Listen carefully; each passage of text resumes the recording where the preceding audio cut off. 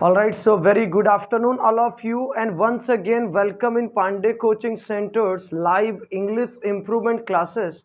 And I hope you are all fine, guys.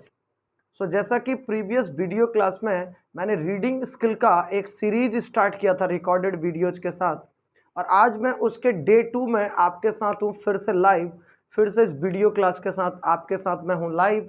और आज का ये डे 2 जो रीडिंग स्किल का है, प्रीवियस वीडियो पे रीडिंग सेक्शन के प्रीवियस वीडियो पे मैंने आपको short story reading analysation translation आपको बताया।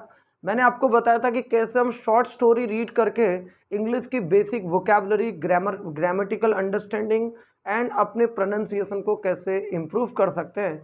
आज की क्लास में मैं बताने वाला हूँ न्यूज़पेपर रीडिंग। ये बहुत इंपॉर्टेंट एक क्लास होने वाली है आप सभी लर्नर्स के लिए। और 90% मेजॉरिटी ऑफ लर्नर्स का मेरे पास एक क्वेरी आती है कि सर न्यूज़पेपर रीडिंग एक बहुत डिफिकल्ट टास्क होता है सर। न्यूज़पेपर देखते ही, इंग्लिश लैंग्वेज का न्यूज़पेपर देखते ही सर हार्ट बीट बढ़ने लगती है। न्यूज़पेपर में यूज होने वाली ग्रामर से डर लगने लगता है।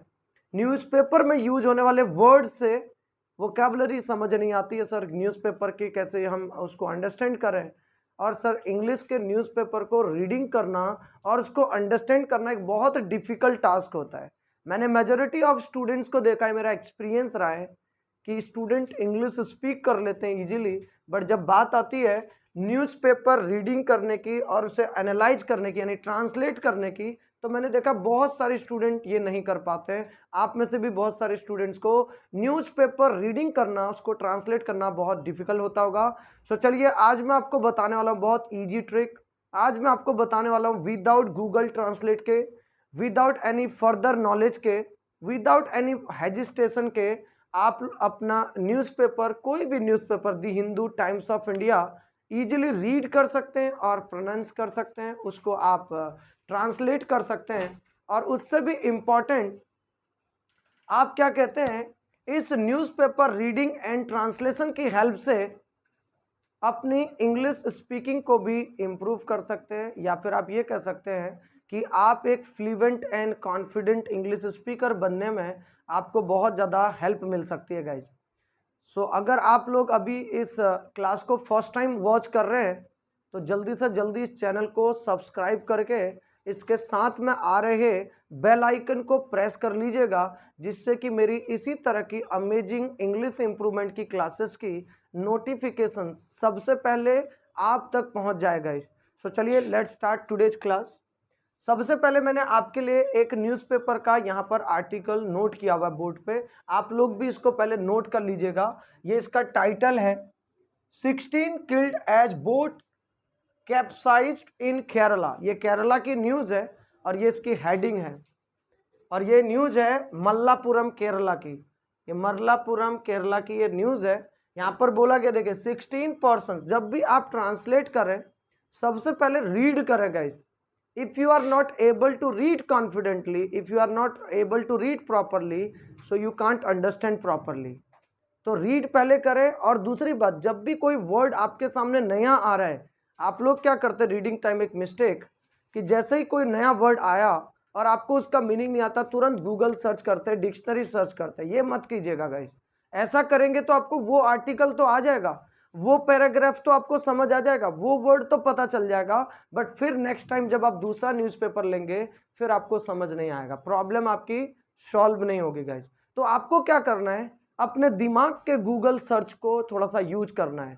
आप सेंटेंस के साथ, जैसे फॉर एग्जाम्पल ये आपने एक सेंटेंस पढ़ा, 16 किल्ड एज बोट कैप्साइज्ड इन केरला। अब देखिए आपको 16 तो पता है, किल्ड भी पता है, एज भी पता है, बोट भी पता है, इनका मतलब भी पता होगा, केरला तो स्टेट का नाम है। बस आपको यहाँ पर एक वर्ड थोड़ा सा लग रहा होगा, सर ये कैप्साइज्ड मतलब नहीं आ रहा है, और आप तुरंत इसको गूगल करते हैं। नहीं करना है, आपने रिलेट करना है। आपको एक ही वर्ड का तो मीनिंग नहीं आ रहा है, और कई बार स्टूडेंट्स को मैंने देखा है कि वो एक आर्टिकल में उनको मुश्किल से 2-3 वर्ड्स ऐसे होते हैं डिफिकल्ट जो नहीं आते हैं, उसकी वजह से वो ये बोल देते हैं कि मुझे न्यूज़पेपर ही नहीं आता, वो पढ़ना ही बंद कर देते हैं।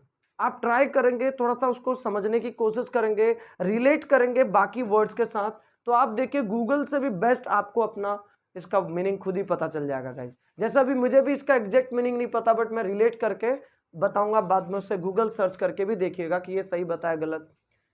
16 किल्ड एज बोट कैप्साइज्ड इन केरला, यानी 16 जो है मारे गए, एज मतलब जैसा कि, बोट मतलब नाव, कैप्साइज्ड हो गई इन केरला मतलब केरला में।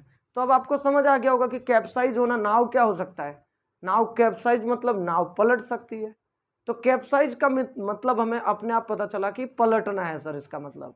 अब हो सकता है इसका गूगल आप जब करेंगे तो कुछ और मीनिंग भी आ सकता है उससे रिलेटेड, बट यहाँ पर तो मतलब यही निकल रहा है कि 16 जो लोग हैं वो मारे गए नाव के पलटने से केरला में।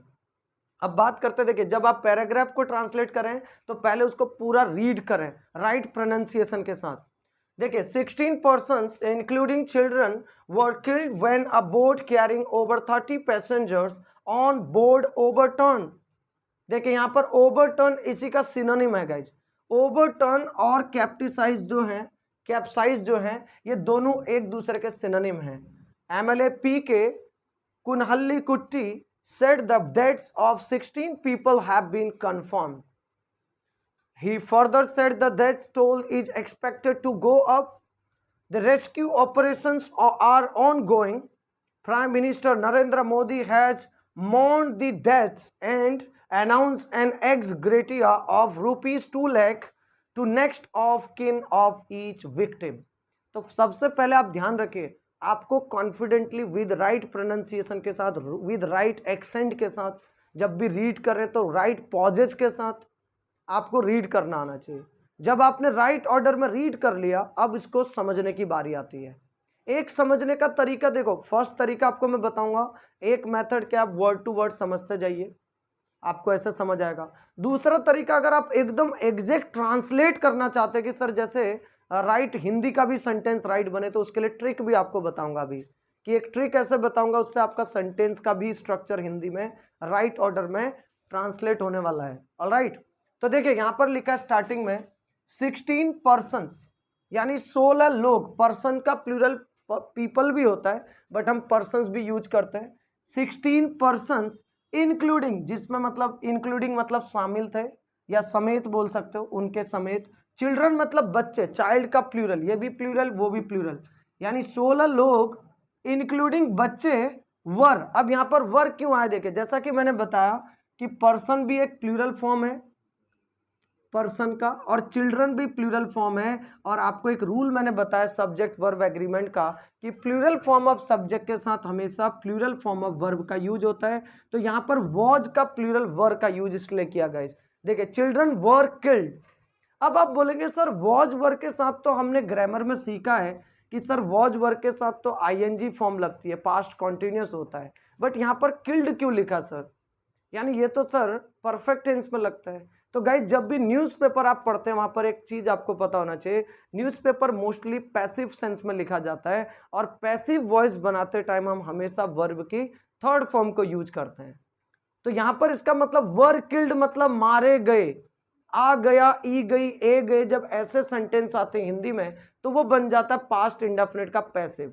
ये जब आप पैसिव पढ़ोगे उसमें आपको सीखने को मिलेगा। बहुत सारे स्टूडेंट को पैसिव का कंफ्यूजन रहता है, स्पेशली न्यूज़पेपर पढ़ते टाइम देखते हो तो आप कंफ्यूज हो जाते हो, सर वॉज वर्ब के साथ किल्ड क्यों लिखा है, ईजेएमआर के साथ किल्ड थर्ड फॉर्म क्यों लिखा है। तो देखिए मारे गए व्हेन, व्हेन मतलब जब, एक एज अ सेंटेंस कनेक्टर का काम करा। वैसे व्हेन मतलब होता है कब, जब हम इसको क्वेश्चन पूछने के लिए यूज करते हैं, बट ये किसी सेंटेंस के बीच में कनेक्टर के फॉर्म में यूज होता है, तो इसका मतलब हो जाता है जब। ये देखिए अ बोट केयरिंग, अब देखिए केयरिंग मतलब होता है ले जा रही, अ बोट केयरिंग ओवर मतलब ज्यादा, 30 पैसेंजर 30 पैसेंजर से भी ज्यादा, ऑन बोर्ड ओवरटर्न।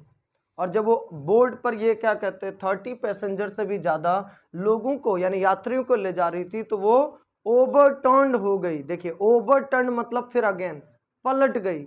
यहां पर उन्होंने कैप्साइज वर्ड यूज किया, यहां पर ओवरटर्न यूज किया। तो ओवरटर्न और कैप्साइज दोनों का मतलब सेम मीनिंग है, पलटना। यानी देखो इंग्लिश लैंग्वेज में बोलते हैं कि एक ही वर्ड के अलग अलग मीनिंग्स होते हैं।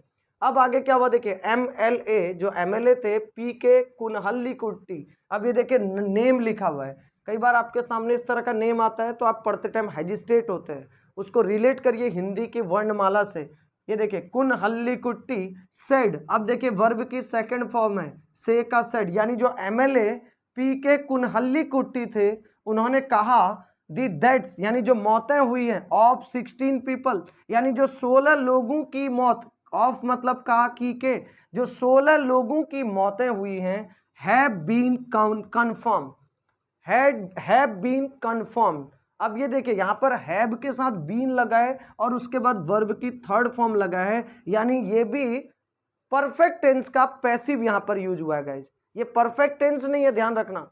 यहां पर हैव के साथ बीन लगकर, जबकि आपको पता है हैज बीन हैव बीन के साथ भी परफेक्ट कंटिन्यूअस में एक्टिव में आईएनजी फॉर्म का यूज होता, बट यहां पर ये परफेक्ट टेंस का पैसिव है, प्रेजेंट परफेक्ट का। तो यानी ये यहां पे इसका मतलब होगा कि कंफर्म की गई है, कंफर्म की गई है। क्या कंफर्म की गई है? एमएलए पी के कुनहल्ली कुट्टी ने कहा कि 16 लोगों की डेथ यानी मौत जो है वो कंफर्म की गई है, यानी उनकी पुष्टि की गई है, उनको डिक्लेयर किया गया कि भाई 16 लोगों की वहां पर मौत हुई है। आगे देखें ही मतलब ये ही, इसीलिए मेल है तो यहां पर ही का यूज किया मेल के लिए। एमएलए पी के कुनहल्ली कुट्टी की जगह पे आपको पता नाउन को जब हम बार बार रेपिटेशन के लिए यहां पर ही का क्यों यूज हुआ, सुनिए। यहां पर एक नेम था एमएलए पी के कुनहल्ली कुट्टी, ये एक नाउन है, एक नेम है एमएलए का, बट जब एक ही वर्ड की, एक ही नाउन की बार बार रेपिटेशन होती है तो उसके जगह पे हम यूज करते हैं प्रोनाउन।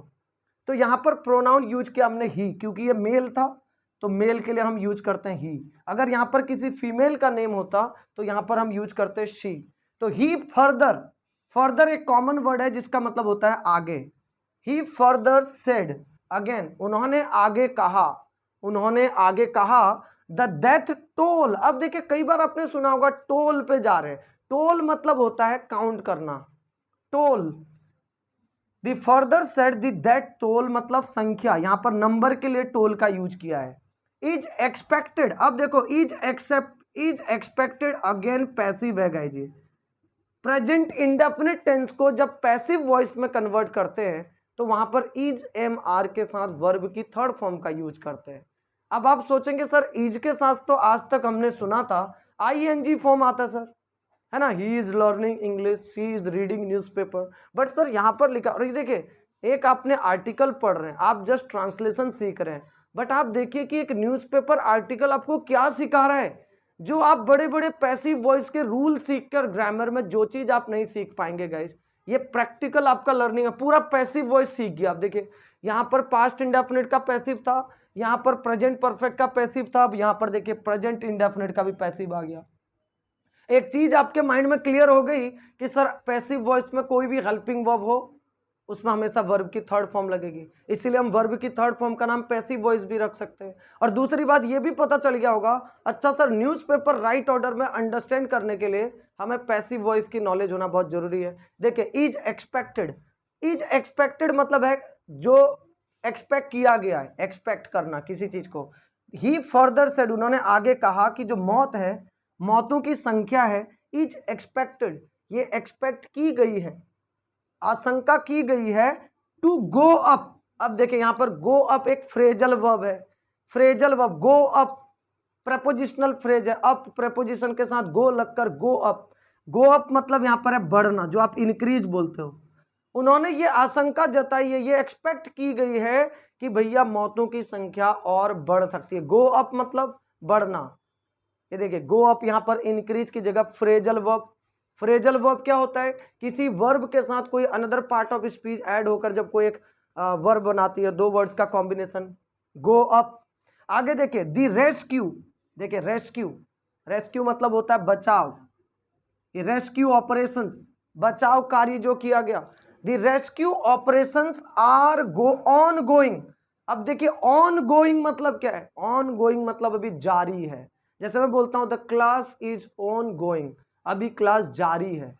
तो रेस्क्यू ऑपरेशंस, यहां पर देखिए गाइस एक चीज आप लोग समझ नहीं पाते हैं, यहां पर लिखा है रेस्क्यू ऑपरेशंस, यानी ऑपरेशन का ऑपरेशंस प्लूरल है, यानी एक रेस्क्यू नहीं चल रहा है, एक से ज्यादा चल रहे हैं, प्लूरल है। तो यहां पर जब प्लूरल लिखा है ऑपरेशंस तो ऑटोमेटिक आप देख रहे हैं प्लूरल फॉर्म ऑफ वर्ब यहां पर आर का यूज किया है। अगर यहां पर सिंगुलर होता कि केवल रेस्क्यू ऑपरेशन चल रहा है तो फिर बोलते हैं the rescue operation is on going.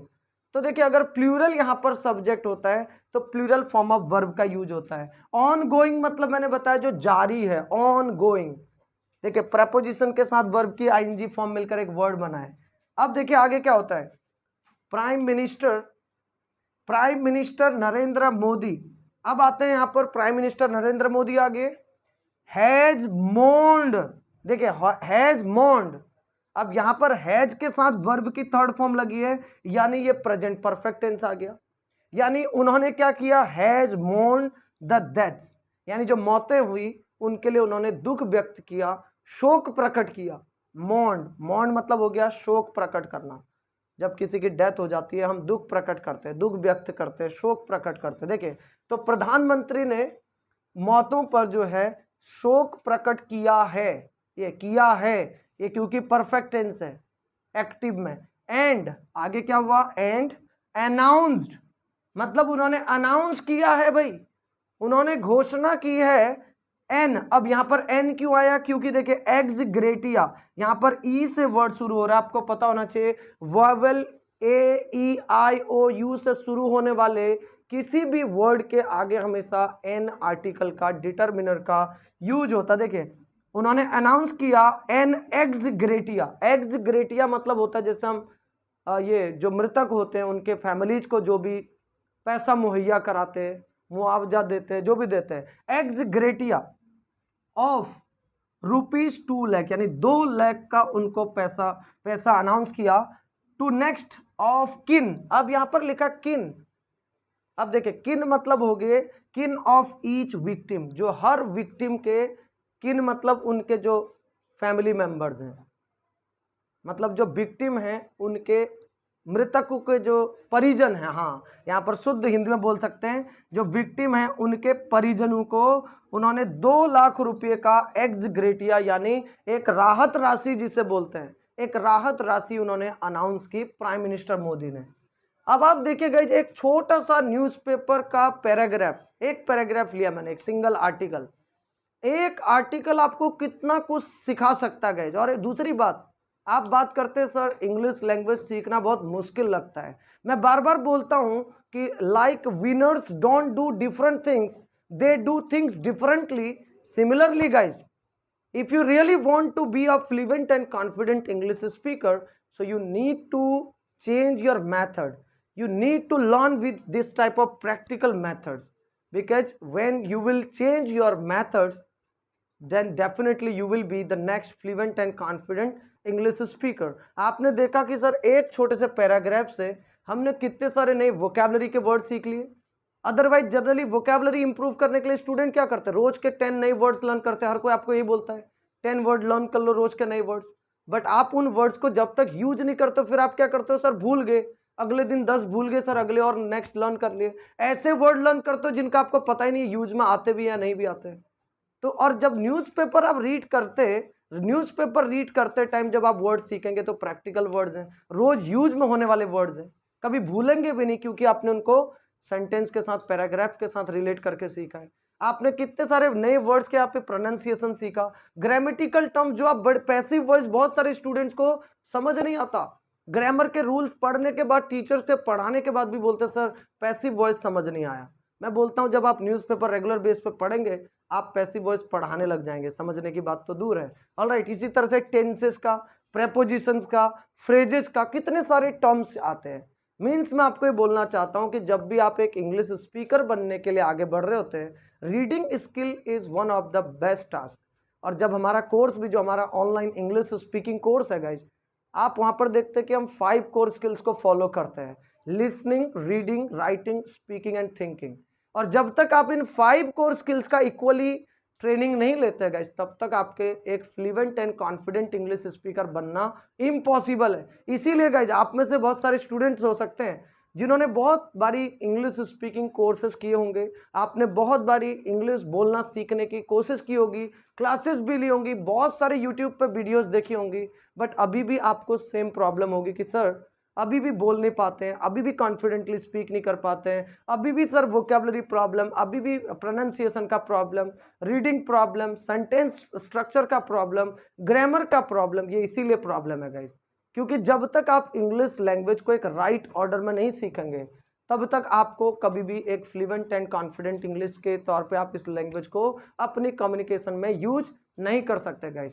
अगर आप में से जो भी इस वीडियो क्लास को देख रहे हैं, अगर अभी तक आपने हमारी ऑनलाइन इंग्लिश स्पीकिंग क्लासेस को नहीं ज्वाइन किया है और आप चाहते हैं सचमुच में अपनी इंग्लिश इंप्रूव करना और एक next fluent and confident English speaker बनना, तो इसी वीडियो के डिस्क्रिप्शन पे आपको सारी डिटेल मिल जाएगी। हमारी मोबाइल एप्लीकेशन का आपको लिंक मिल जाएगा, व्हाट्सएप नंबर मिल जाएगा जहां पर आप व्हाट्सएप करके फ्री डेमो सेशंस ले सकते हैं और आप भी हमारी ऑनलाइन इंग्लिश स्पीकिंग कोर्स के साथ अपनी रेगुलर लाइव क्लासेस स्टार्ट कर सकते हैं विद स्पीकिंग प्रैक्टिस सेशंस के साथ, फ्री स्टडी मटेरियल के साथ, और मेरे साथ आप one on one live classes ले सकते हैं।